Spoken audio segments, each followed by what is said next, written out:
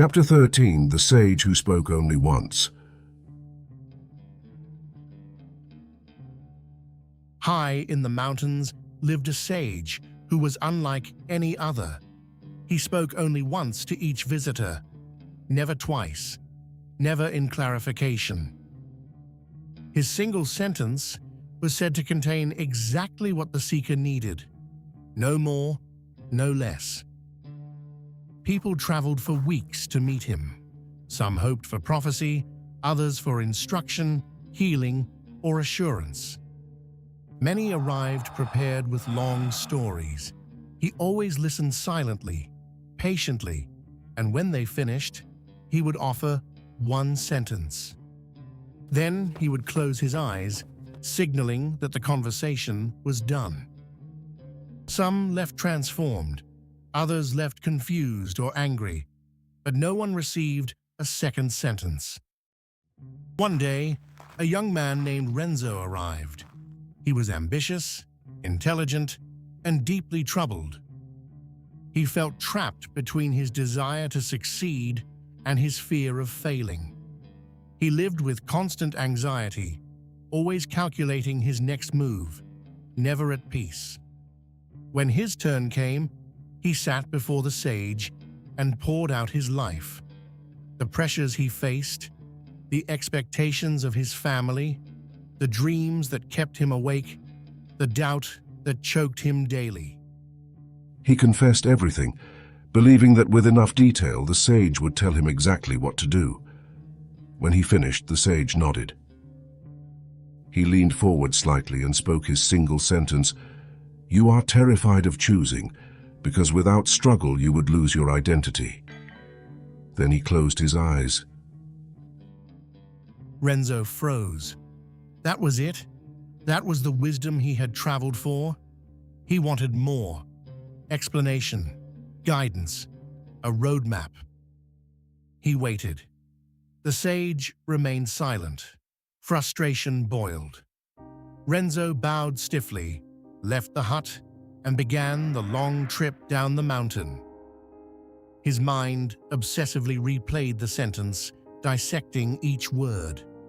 At first, he dismissed it as vague, but the farther he walked, the heavier it became.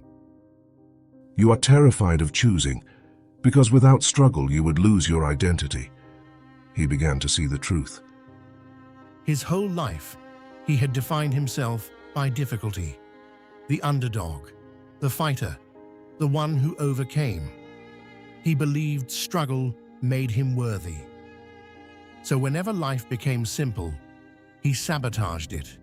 He created conflict where none existed.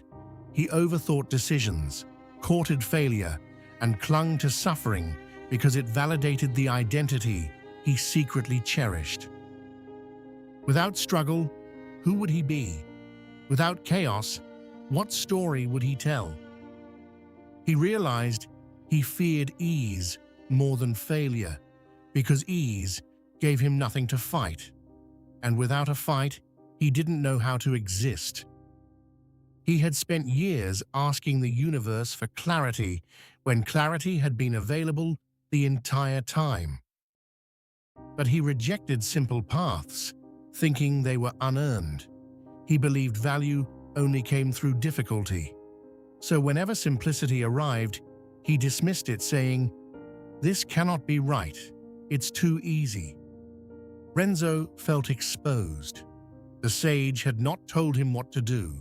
He had revealed why he could never move forward. Renzo didn't need a path. He needed permission to walk one without inventing obstacles. He returned to his village. When opportunities came, he noticed his instinct to complicate them, to delay, doubt, or dramatize. The sage's single sentence echoed, "You are terrified of choosing." He saw that his fear was not of failure, but of losing the narrative that made him feel valuable.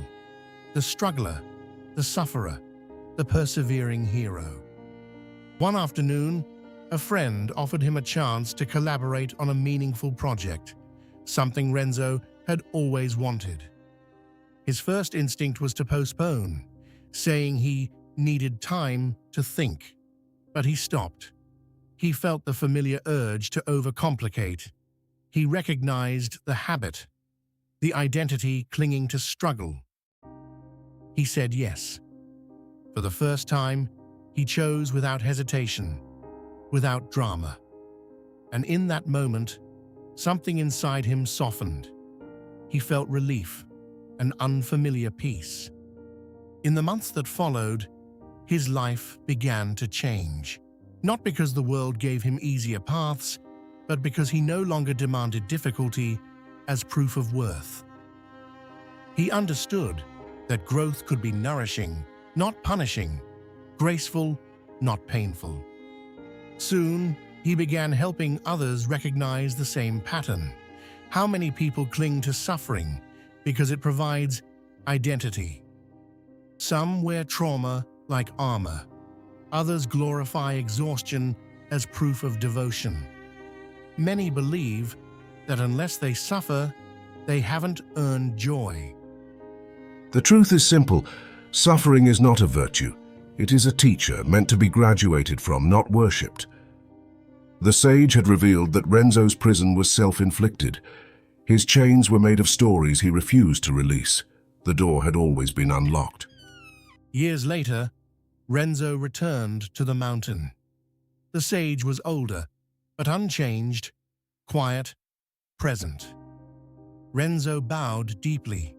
"I understand now," he said. "I was addicted to struggle because it made me feel worthy.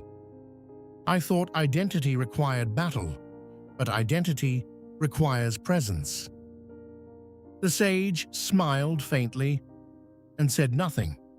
He had already spoken his sentence. It had been enough. Renzo did not need more words. He had become the lesson. People often believe they need more guidance, more instruction, more signs. But sometimes they need only one truth, delivered precisely. The problem is not lack of answers, but lack of willingness to follow the simplest one. When a single sentence is enough, more words are unnecessary. When a single truth is lived, wisdom is complete. The sage, who spoke only once, teaches that true guidance strikes at the root. It doesn't decorate confusion, it dissolves it. Most are not seeking clarity. They are seeking permission to ignore it. Chapter 14. The Boat That Never Set Sail. In a seaside town, known for its bright markets and restless winds, there lived a man named Arlen.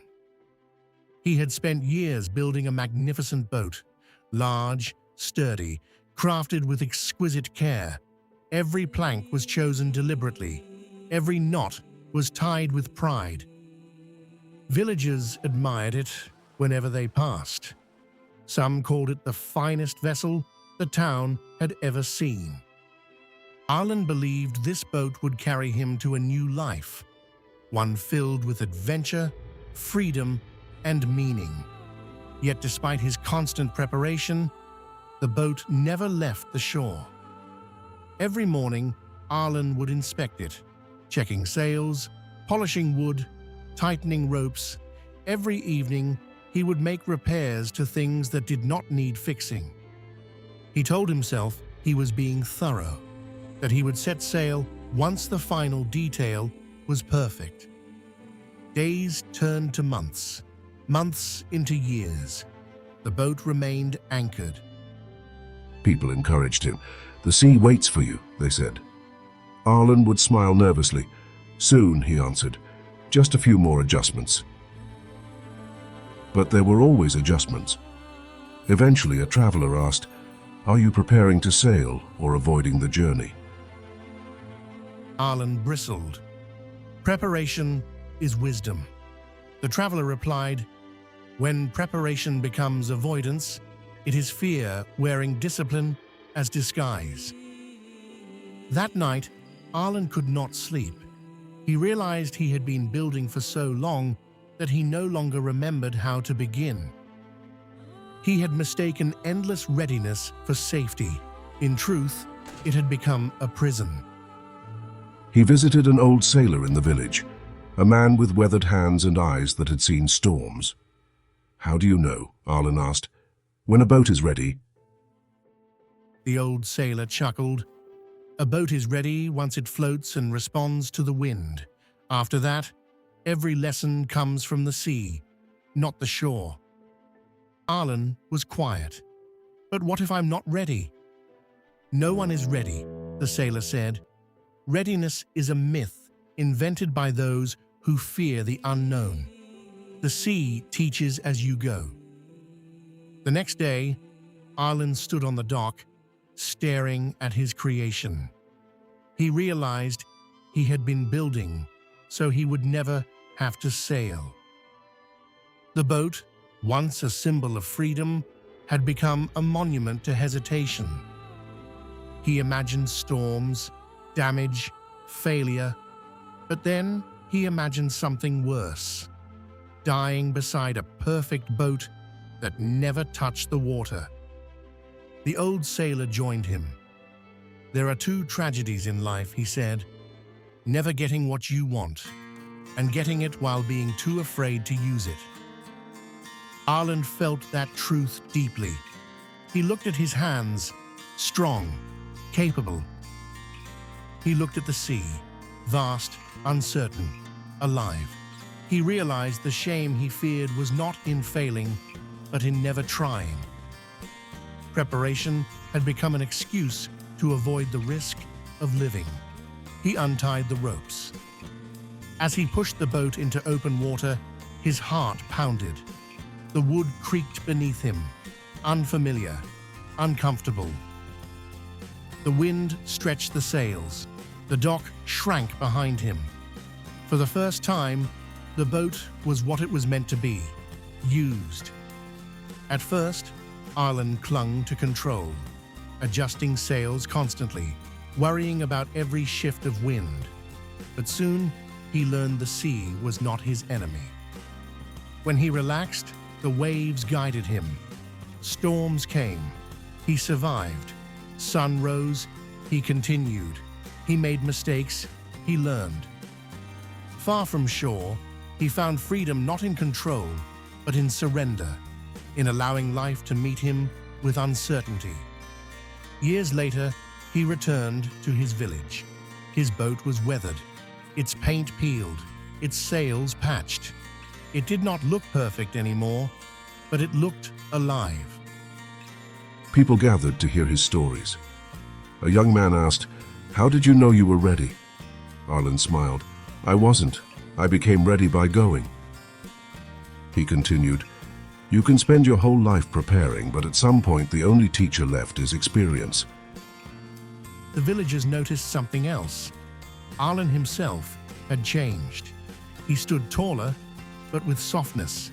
His eyes held both storms and sunsets. He no longer needed to prove anything. He had lived. He taught others that perfection is sterile. Life is messy. That mistakes at sea are better than dreams on shore.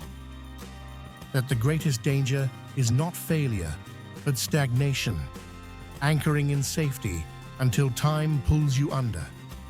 Many people hope for transformation without movement. They cling to preparation, claiming they are not ready, when what they truly fear is uncertainty. They polish their boat endlessly, researching, planning, rehearsing, convincing themselves they are being wise, when in truth they are postponing their lives. Readiness is not a place, it is a direction. A boat is not built to be admired, it is built to sail. Life is the same. If you wait for certainty, you will remain at shore forever. The sea does not promise safe passage, only truth. The boat that never sets sail teaches a simple principle. Action reveals what fear hides. The moment you move, clarity begins. You don't need full confidence to begin, only willingness. Courage is not absence of fear, it is motion through fear. Some journeys require planning, but every journey eventually requires departure. The universe meets those who move. Those who wait for perfect timing never leave the dock.